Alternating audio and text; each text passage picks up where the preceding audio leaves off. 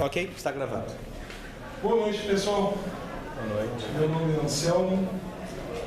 Esse aqui é meu colega Fernando, né? Nós dois somos coautores desse livro aí que está rolando nas mãos de vocês. Tem mais um colega nosso, que é o Luiz Diniz, né? E também, só que não pôde vir, está ocupado. O Luiz Diniz, ele é professor da Universidade Federal do Paraná. O Fernando foi orientando dele, tem doutorado no Luiz Diniz, né? E eu, na verdade, eu sou professor aqui na rede municipal, só que eu trabalhei em São Paulo há muito tempo. Dá licença, desculpa. Desculpa, eu sou Luciana. Essa sala, esse horário agora é dessa turma? Isso. Hã? Exato, do grupo de estudos. Desde o primeiro semestre? Não, desde o primeiro semestre. Como? Desde o começo desse semestre, 2022. Mas a sala é alocada para você? Tá escrito ali fora. Sim, pela direção. Sim. Ah, tá certo. Desculpa. Não, tá bem. Então, tchau, boa tarde.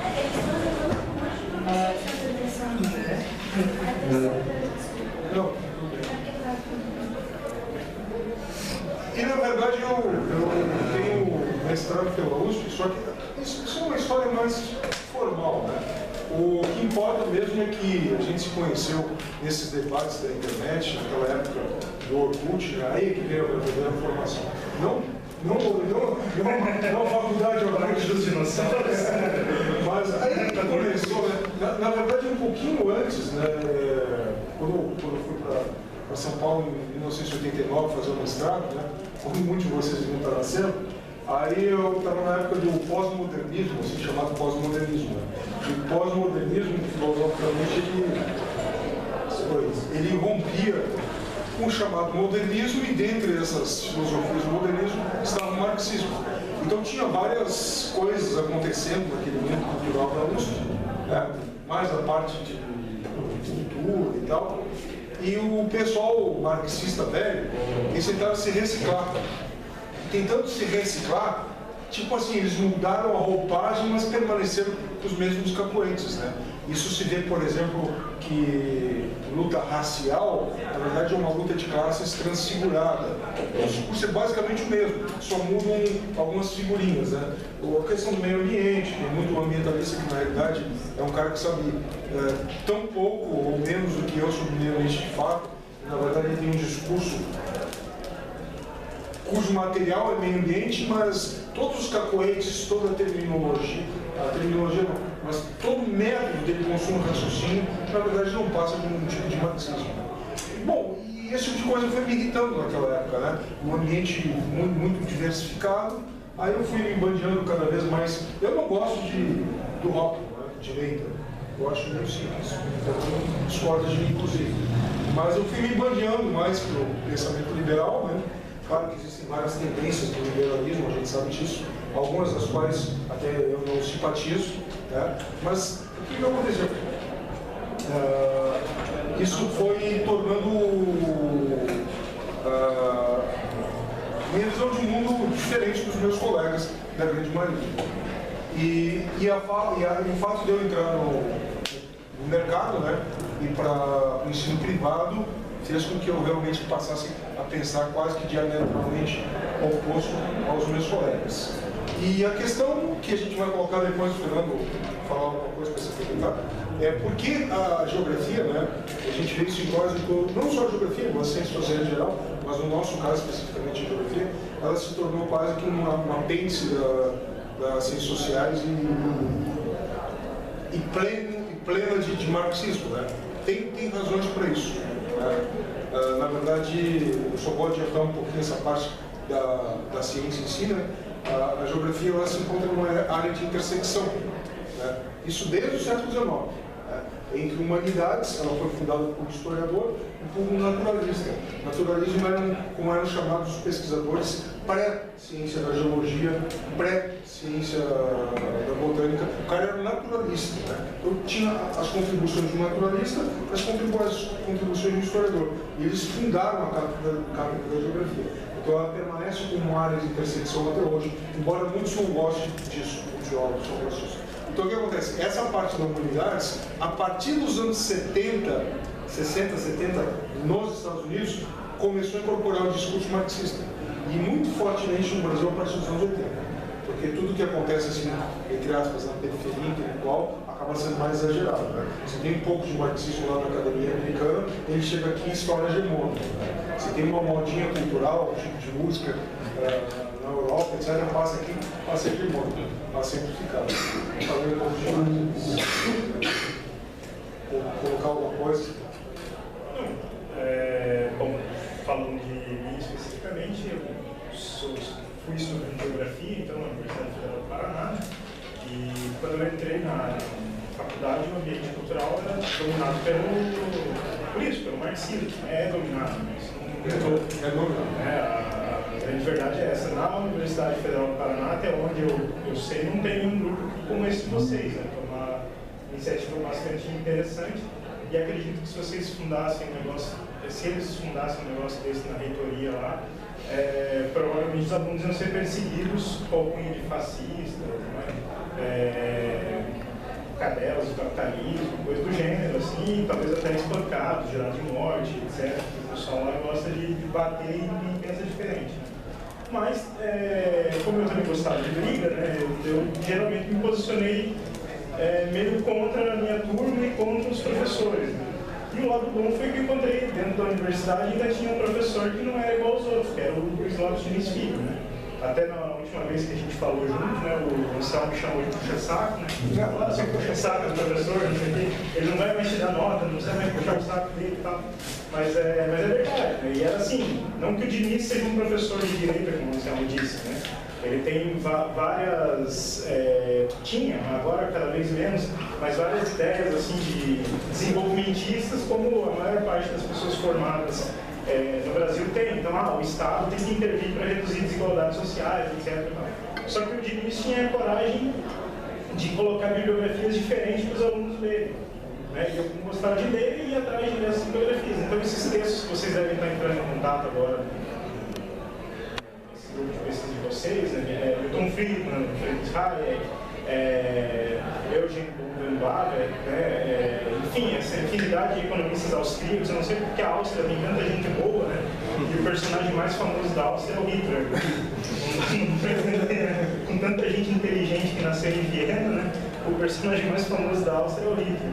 Mas assim, dentro de toda aquela escola de Viena, mais os economistas ingleses, mais toda aquela literatura que você tem em economia, foi algo que eu absorvi, que era tudo conteúdo extra-curricular, e que depois de um tempo, lá pelo ano de 2006, mais ou menos, eu resolvi começar a soltar na internet, a divulgar na internet. A princípio tinham algumas listas de discussões onde ficava aquele pessoal ligado ao Olavo de Carvalho. Tinha muita gente ligada ao Olavo de Carvalho, né? Os famosos Olavetes, né? Então eles escreviam muita coisa, tinha coisa que eles escreviam assim que eu achava que não estava bem ali dentro, então às vezes eu escrevia e mandava o texto para aquelas listas, né?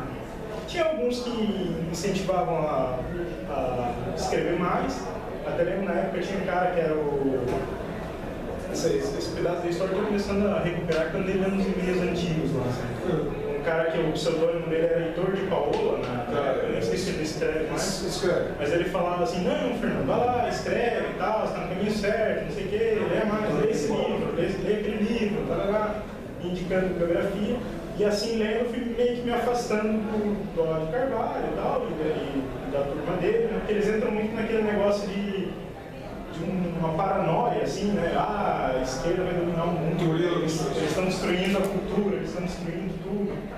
E eu sei lá, se você parar para pensar assim, vocês aqui dentro são a prova viva de que isso não está acontecendo, né? Porque há 10 anos atrás não existia um grupo como esse na UFSC, que é, digamos assim, uma universidade estatal, né? Berço do pensamento esquerdista em Santa Catarina. Provavelmente todos os esquerdistas de renome aqui dentro estudaram na UFSC, né? E agora tem um monte de gente aqui que daqui a 15, 20 anos vocês vão ser os liberais de Santa Catarina, né? Talvez você seja um monte de liberal filho da puta, mas talvez você seja um monte de liberal gente boa, que vai levar esse estado para adiante. Né? Ninguém sabe o que vai acontecer, mas vocês estão aqui estudando. E assim, isso mostra que não interessa se uma cultura hegemônica dentro, se algo é hegemônico. Dentro dele mesmo você gera essas contradições de que você tem a liberdade. E aí, depois de um tempo mais, eu montei aquele blog, que era o Democracia e Liberdade, e aí eu comecei a soltar texto, né? Publicar textos e tal, ia dividir, daí eu comecei a querer público pro meu blog, né? Porque no começo só eu acessava, tinha mais um ou outro perdido que acessava. Aí eu entrei na lista, uma lista Análise Geopolítica, que eu sempre gostei, e conheci o Anselmo. O Anselmo até fala que a gente se conheceu antes, mas eu não... Blog Coligados. Blogs coligados, lá tinha um maluco de Belém, lá que é Cláudio Arquiz, vocês já ouviram falar. A gente boa ele também. A gente se conheceu muito. Num universo muito pequeno, né? Um universo bem dominado por seguidores do Olavo de Carvalho. Desculpa aqui se tem alguém que gosta dele, mas é que daí, embora a gente não concordar, claro que parcialmente a gente acha algumas coisas legais, mas com o tempo eu acho que o Frederico o Olavo escreve muito bem. E daí a gente se diferenciava, assim, pô, não dá pra isso, não dá isso. E daí a gente acabou interagindo mais. Como é que é? Burros, presunçosos e ignorantes que escreveu em homenagem a gente. Mas tá, isso é outra coisa. Mas assim, o que acontece, né? No início dos anos 2000, era isso que tinha. Então a gente interagiu aí. Meio que pedir desculpa nossa por nossa. E até assim, que existia um sectarismo muito grande. E até por isso que eu falo, minha discordância com o Anselmo do voto da direita e esquerda, em parte é isso. Porque como era todo mundo em volta do Olavo de Carvalho, e aí esses grupos começaram a se dividir, né? Hoje tem a igreja do Olavo de Carvalho, mas tem a igreja do Rodrigo Constantino, né? Então tem várias igrejas hoje, né? Dá pra você ir para várias fés, né? Tem vários pastores assim dentro do liberalismo, né? Hoje no Brasil. Eu acho que não. Mas o conservadorismo da direita, né? Tal, porque então o que acontece? Mas tem liberais que se dizem liberais conservadores que tem voto do Olavo de Carvalho. Né? Mas assim, eu sempre falo que a gente tem que pensar assim, que isso forma uma frente, entendeu? Assim como tem a esquerda trotskista, stalinista, que se um dia um deles chegar no poder, eles vão matar todos os outros, isso é fato. Né? Então, mas eles se juntam na hora da eleição para defender a Dilma. Né? Então eu imagino que a gente tem que formar uma frente de direita para levar essas ideias liberais adiante. Entendeu? Mesmo que não se leve as ideias liberais radicais adiante no primeiro momento, você leva as ideias liberais mais palatáveis, né? Então, tipo, vamos trabalhar para reduzir a carga tributária, vamos trabalhar para tornar o país mais justo, um país mais justo não é um país em que o Estado distribui renda, né? É um país onde você dá oportunidade para as pessoas irem atrás do seu próprio meio de sustento, de vida, né? Onde você luta pela igualdade de oportunidade, não força essa igualdade por meio do Estado, da distribuição. Então é uma concepção um pouco diferente. A intenção desse livro foi, na verdade, tentar fazer algo semelhante ao que o Leandro Narok fez na parte da história e outros tipos similares surgiram. Né? A gente pensou, pô, bem que podia surgir um guia politicamente incorreto da geografia, né? Já que tem tanta besteira que se diz com esse rótulo. Só que daí o que aconteceu? Bom, vou fazer nós, né? Nós temos 3 blogs, vamos juntar alguns textos, vamos melhorar alguns deles, né? E juntar e fazer um livro. Bom, o que acontece é o seguinte, né? A geografia, ela foi criada uma cátedra, um breve, para a gente se situar, no século XIX na Alemanha. Ali é que começou a formulante. O saber geográfico, de descrição do território, de procurar relações entre diferentes elementos, seja solo, seja clima, até como isso influencia as relações das sociedades humanas, das sociedades, etc. Quase falei como antigo, sociedade. É influência. Mas assim, humanidade sabe isso. Mas assim, isso tudo já existia, obviamente, desde os gregos deles. Só que a institucionalização como cátedra foi na Alemanha. E naquela época, o que era a geografia? Ela era um saber de Estado, experts, como Friedrich Hudson, que foi o cara que criou a noção de espaço vital. Eu não sei falar alemão, então posso estar pronunciando errado. Lebensraum, não sei como é que é espaço vital em alemão. Bom, a palavra Lebensraum, agora vamos conhecer. E o que era o espaço vital? Uma ideia muito simples, né? De que as sociedades, para crescerem e se desenvolverem, precisam de um território. Mas isso é óbvio. Só que isso justificava a expansão da Alemanha perante os vizinhos. Nós estamos apertadinhos aqui, tem que se expandir. Porque a premissa é que tem que ser discutida filosoficamente as premissas, aquilo que não se discute, mas que é base do teu raciocínio.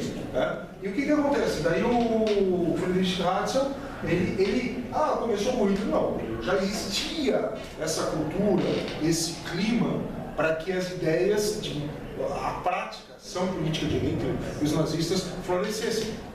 Já tinha isso na cultura alemã, de superioridade, que nós precisamos de espaço, etc. E tal. Mas é que tá, esse Friedrich Ratzel, ele dizia coisas interessantes, né?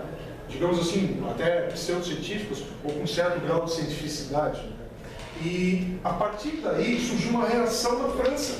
Claro, natural, a França era a principal inimiga da Alemanha no cenário continental. Então, se surge um intelectual justificando as ações políticas da Alemanha, tem que surgir um intelectual surgindo as ações políticas da França. O pensamento do Ratzel é chamado de determinismo. O meio ambiente determina que você lute por seu espaço. Aí surgiu um francês, Miguel de Lablache, que disse, não, peraí, nós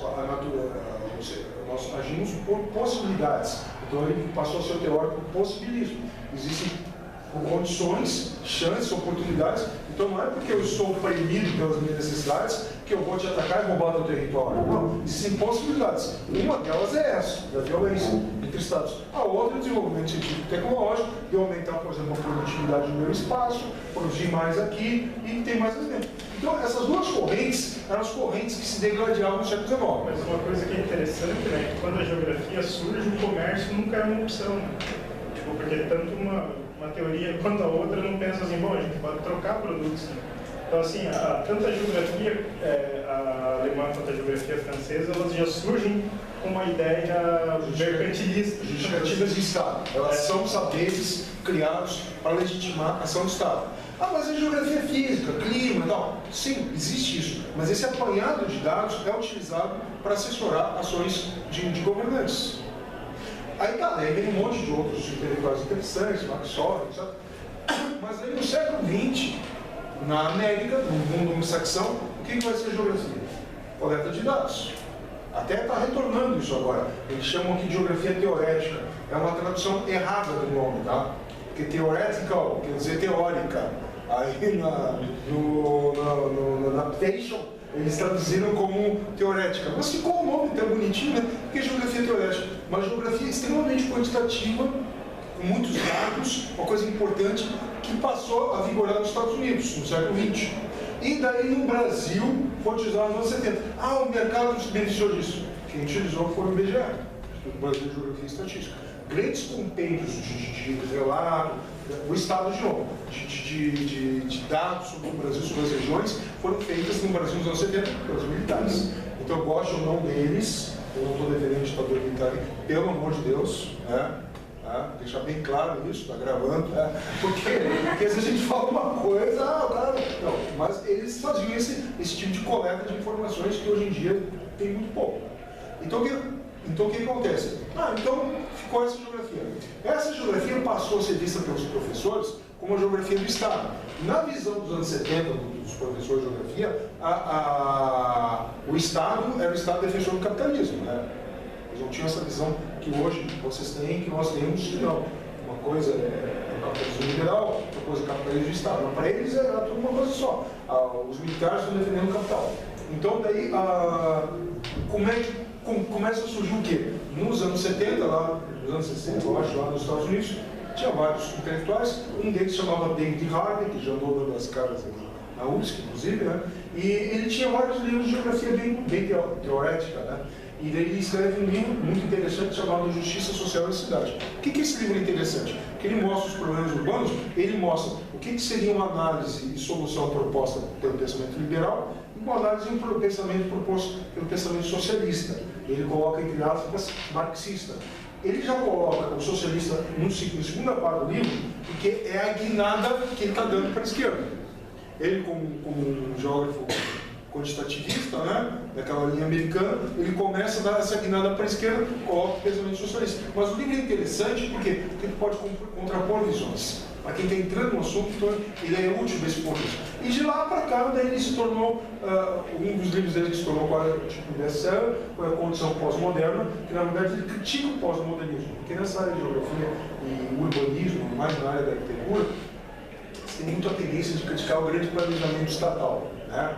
E daí, isso para o David Harvey, para esse pessoal, é pós-modernismo, fazer